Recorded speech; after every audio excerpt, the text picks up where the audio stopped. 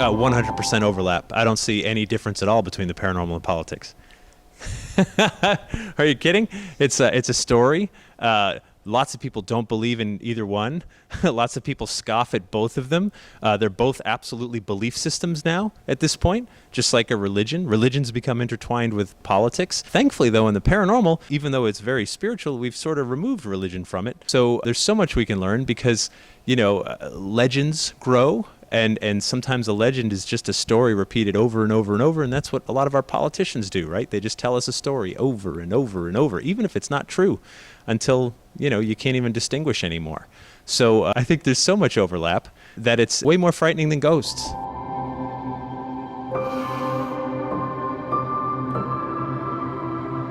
Oh my goodness, I wrote a whole book about the ghosts of the White House, and it was so fascinating to go to the White House, to interview some of the staff, hear that they've had ghost encounters related to this incredibly historic and profound building. And I sort of feel like, for example, President Lincoln comes up again and again. And I feel like maybe Lincoln's here because we need him. We need him around during troubled times. The most troubled times in U.S. history was his presidency, right? I mean, the nation's at war with itself, civil war. I mean, literally being torn apart, so many people dead in such a short period of time. That's as bad as it can get. And so we talk about how divided we are today, and I just picture like the ghosts of Gettysburg, rising up and going, tell me about how divided you are right now. We were divided. This is what divided looks like. And so I think a way that ghosts and hauntings can serve us is that they remind us of the past and the horrible things that have happened when we really were divided. And if we can take a lesson from that, if we can let them haunt us, maybe we can get our act together a little more and come together and realize that we actually agree on like 90% of the issues and focus on that instead of like the few things that we really argue about.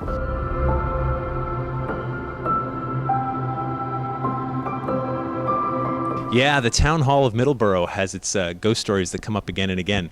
And every time I come to the Middleborough Library, there's always people that talk about that. Some people work there, and you wonder, right, is it a cart or a horse, right? So you work there, you've been told, hey, by the way, this place is haunted, and then, like something falls over there, and your brain jumps to ghost or whatever. That's a building that's got some history and got some stories attached to it for sure. You go there to pay your tax bill or whatever, and, watch over your shoulder when you do.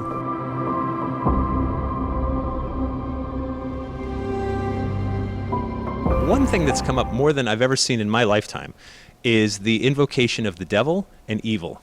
Politicians are saying, this political party, they're Satanists. That guy's in league with the devil. They're evil. Like, these are terms that are medieval terms. And what do you do with evil, right? And it's very frightening to me, because is it really any different than 1692 when I said, you're a witch? And you say, no, I'm not. Well, that's just what a witch would say, right? And so we get at this complete impasse. You're evil. No, I'm not. Well, that's what someone evil would say. And we're throwing these barbs and going back to just absolute medieval belief systems to use them, and some people are buying it. And when we get to the point where we're thinking of political parties as good or evil, all is lost. It's over.